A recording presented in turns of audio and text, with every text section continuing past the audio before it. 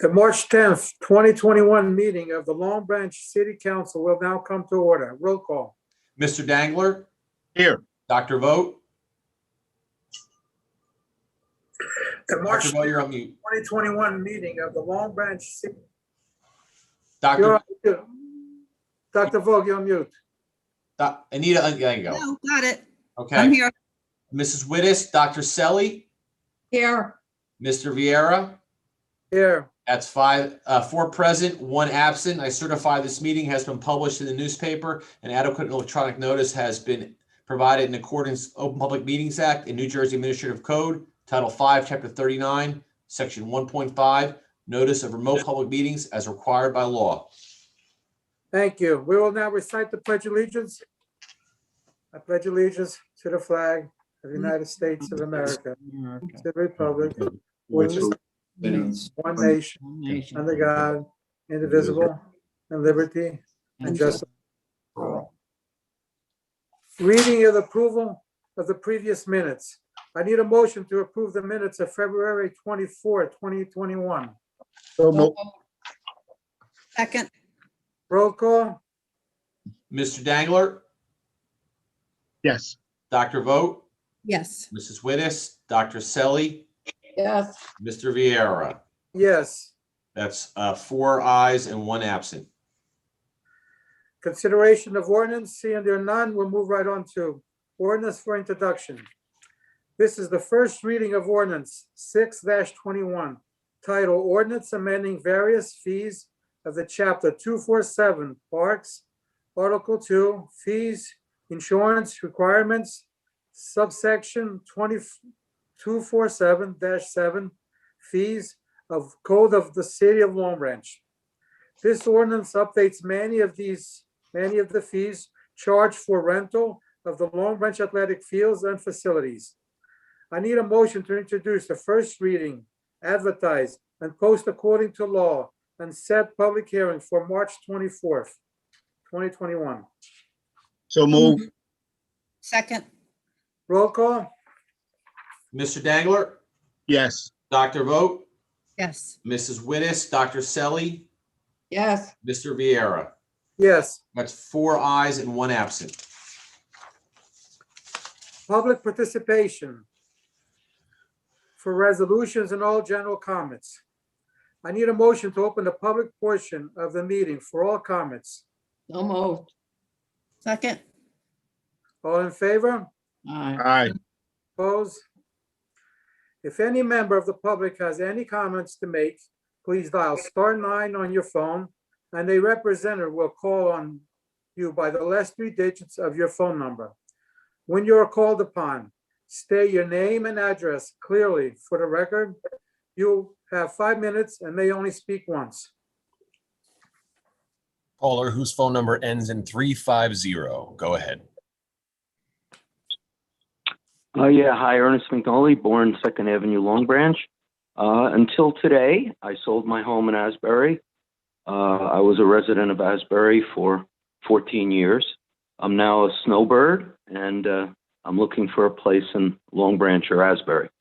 So I don't have that address to give you, but I have an out-of-state address, but I have some problems with the prosecutor and the Asbury Park Police being convicted of coming to my residence with guns and knives and being convicted. So I don't want to give out my address. That being said, I do a lot of reporting and research on cases, especially in Long Branch and Asbury and Neptune. The 2nd, the 15th, and the 25th most dangerous, violent crime in New Jersey of 565 municipalities. That's the FBI UCR, Uniform Crime Report System. It's self-reporting. All the police departments send in the information, and they get ranked by most safe to most dangerous. Most dangerous being number 1, and of course I said Asbury is usually number 2, Neptune is usually number 15, and Long Branch is usually number 25. Now we're in Long Branch, so let's just say one of the highest paid police departments probably on the East Coast or in the nation, with the most ranking officers in comparison to officers, right? And we get the least performance. What is going on in Long Branch? Sex crimes, pedophiles, right? Schools are unsafe. Students are getting stabbed 37 times by other students and killed, right? Pedophile teachers, right? Sex offender employees working in the school, teaching running the Little League things. And nobody knows anything. Isn't that interesting? In the schools with Walter O'Neill, a former Oceanport police officer, retired, running security, related to the link. And we're not going to find out about all this stuff? What a disgrace. But I'm going to lead you to a case, which I came across, the U.S. federal case, filed 3/20 of 2020. September 23rd of 2020. It's case 3:2020 CV13113. I'll repeat it. 3:2020 CV13113. It's a U.S. federal case in the U.S. District of New Jersey. And what I'd like to say is that's a case involving none other than former Public Safety Director Jason Roebuck, who's now the chief, the city of Long Branch, and at least 25 at alias. And here we go with another multi-million-dollar lawsuit that I've been calling in for months and being ridiculed and cut off and disrespected because I call in and say, hey, what's going on with that case that Roebuck had in the Superior Court October 29th of 2019, where the case against Lepore was reversed and the court order criminalized Roebuck. And I'm saying, well, how come you're not following through, getting the prosecutor to charge him, impersonating an officer, false police reports, unlawful restraint, violation of Jordan Hart, wearing a gun and a weapon as a citizen, performing that arrest in that council meeting? And you just ignore, you make everything like it's a joke. That's why the city of Long Branch is gonna keep having to have dense overpopulation to pay for all your lawsuits. That's what you're gonna need to do. You're gonna have to keep raising more tax money to keep up with all your lawsuits and corruption. It hasn't been going on for a few years. I'm born there in 1948. I grew up in one of the most criminal, violent, evil places that I know, Long Branch. And I'm an eyewitness and a victim. Right? And you all think it's a joke. The Pallone team comes in, family first, with Gopal and this one and that one. What do? Nothing. Nothing. It's worse. This team is worse than the Schneider team. It's worse. You know why? Because you cover things up. And you didn't clean house like you promised. As a matter of fact, you've doubled down. And you know that there's people with problems with sex offenses and this kind of behavior. Look at Joyce Jr. Look at that case.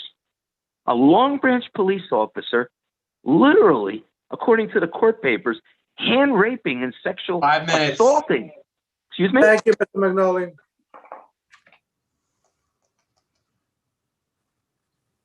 Caller whose phone number ends in 198. Go ahead.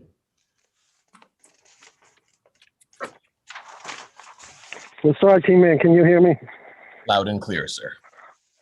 I'm requesting 1 minute notification. Vincent Lepore, 33 Ocean Terrace, Long Branch.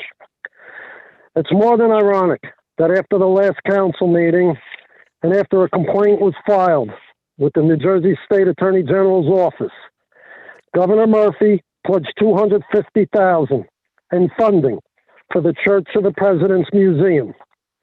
Without question, local elected officials lobbied Governor Murphy into bailing out one of their own, Museum Board member Mayor John Pallone.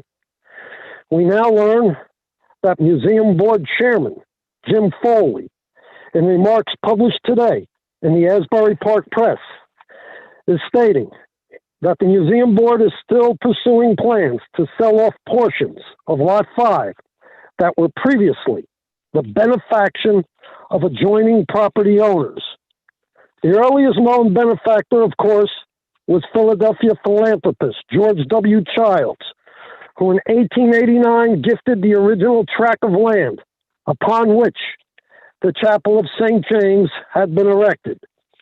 In later years, additional benefactors would further add to the chapel property, first by deed in December 1973 from Livingston Manor, and second in a March 1974 deed by Frank and Elizabeth Holmes.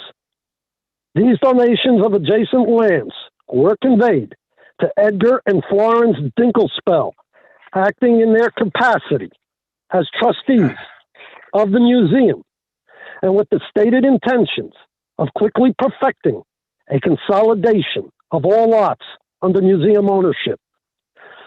Proceeding cautiously, knowing that there did exist the risk that his vision and the vision of the museum landowners might conceivably not come about, Edgar Dinkelspell inserted a reverter clause into the November 5th, 1976 deed that vested ownership of these additional lots to the museum.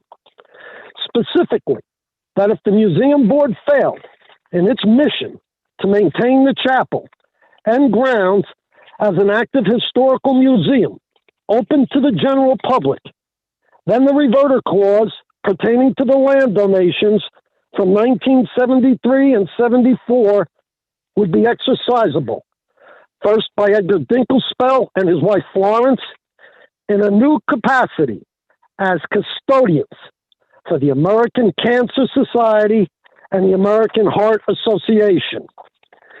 Edgar Dinkelspell's trepidations have proven correct. His foreboding concern that a future generation of museum board members would falter in their stewardship has happened. A look at the boarded up museum and property speaks for itself. And now their disgraceful decision to willfully violate the wishes of the museum benefactors by placing these parcels for sale is shameful.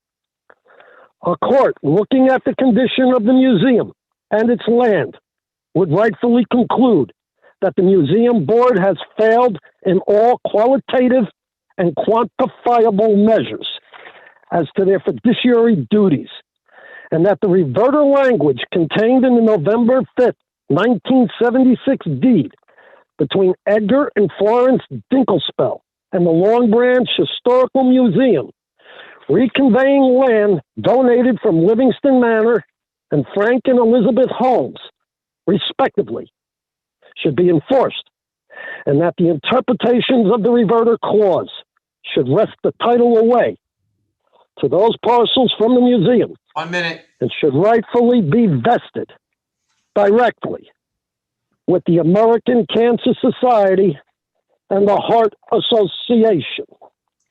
We're going to repeat that last sentence. The court would enforce the interpretation of the reverter clause enacted by Frank and Elizabeth Holmes and Livingston Manor, respectively donated via the Dinkelspells. The court would wrest the title away to those parcels from the museum and rightfully vest directly to the American Cancer Society and the American Heart Association. Thank you, Mr. Lepore.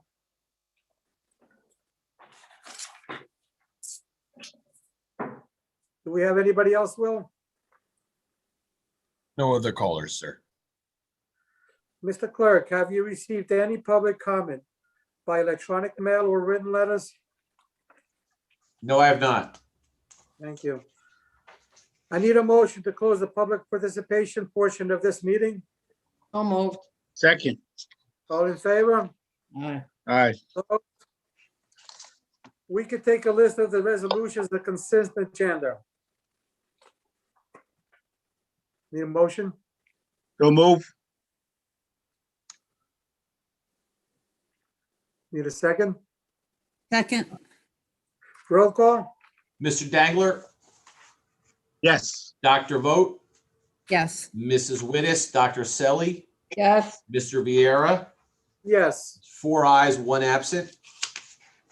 Applications, seeing there are none, we'll move on to miscellaneous business for the good of the order. Councilman Dangler. Thank you, sir. Thank you. This evening, I just would like to again continue to encourage everyone to wear their mask and have everyone understand that the vaccine is important. It is important so we can get back to some normalcy. So please register with the city. There are a couple different sites where you can register through the city of Long Branch, so we can do our part to help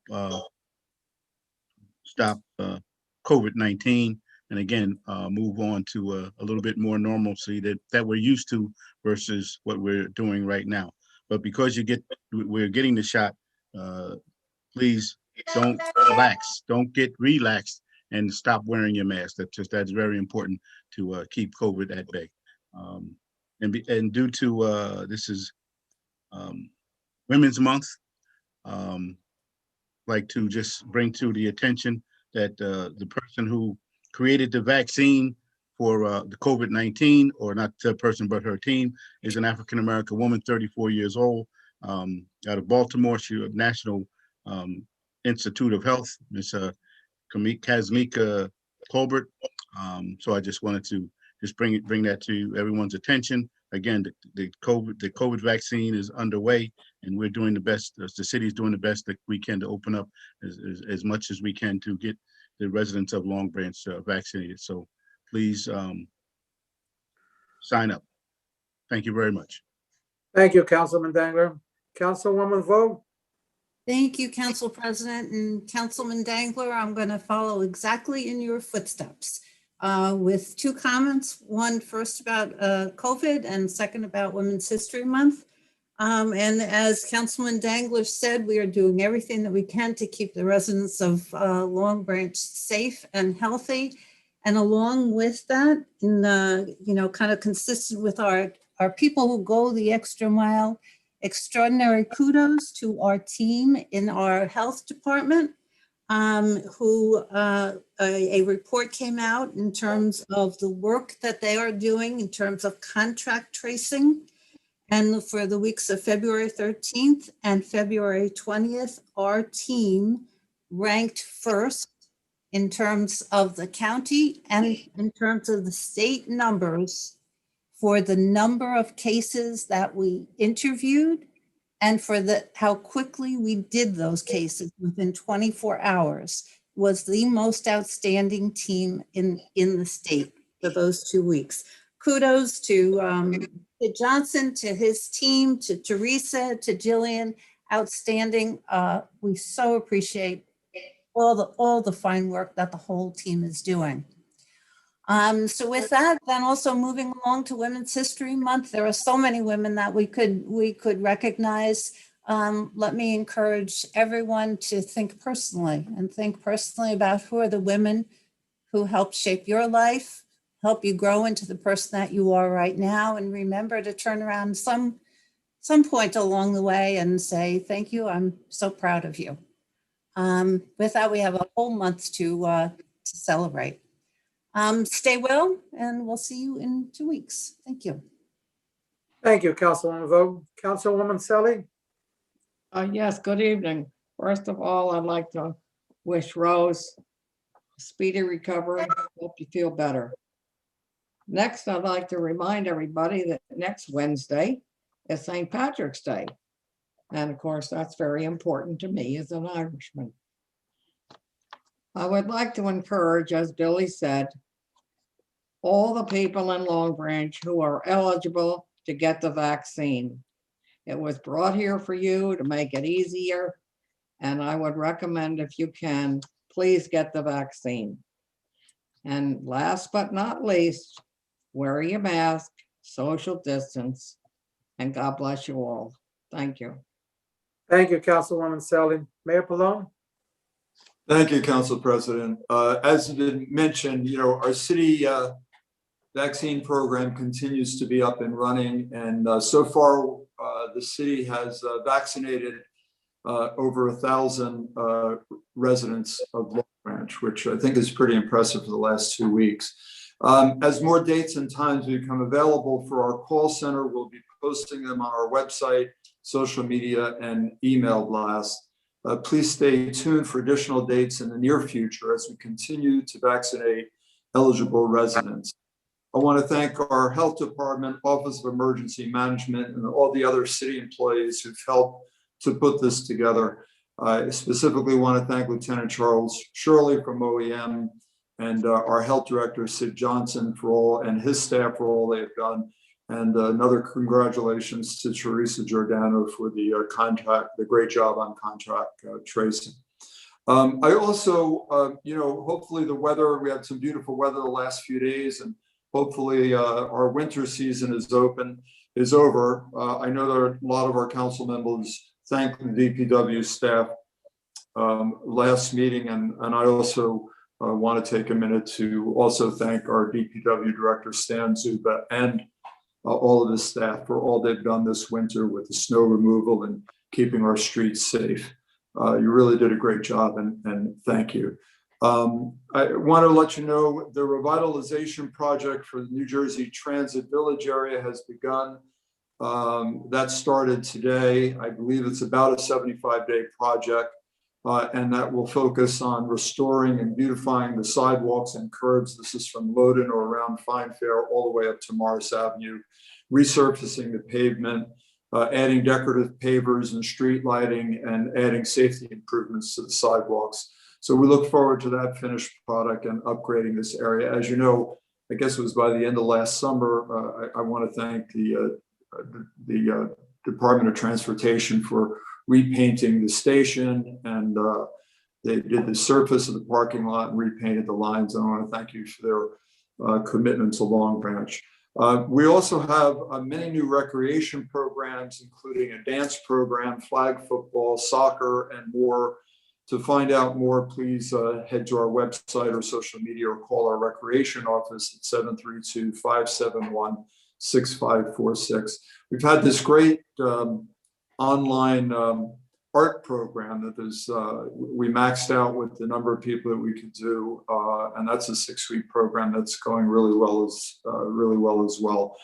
And finally, in the next couple of days, we'll have more information about our Easter Bunny or Easter Bunny events. This will include the bunny driving around on the fire truck, and we're also going to have a grab and go event where kids and participants will all get a chocolate bunny. So please check out our social media and website in the next few days for more information on those events. And with that, again, I'd just like to thank everyone for tuning in tonight, and thank you to the council and administration for all you do. Thank you, Mayor Pallone. And I also want to echo what my fellow councilman members said about the shots, the COVID. Especially, I want to thank Sydney and Teresa for doing a great job with the contact tracings. And not only that, on the other side of the phone, whoever's taking the phone calls, Sydney's team, doing a great job of working with the people, with the residents of Long Branch. The people at the shots over there needing work. Some of them need help filling out some paperwork. They're there helping out whatever they need with there. I got nothing but positive stuff coming back, a positive feed from them. So I want to thank them. And being the Women's Month, thank the women that surround you. I want to thank Anita, Mary Jane that surrounded me tonight. And Rose that surround us in this panel. And thank the women every time you look at them, because that's their month. They deserve it. And with that, I'd like to say good night. I need a motion to adjourn, please. So move. Can I get Second. a second? All in favor? Aye.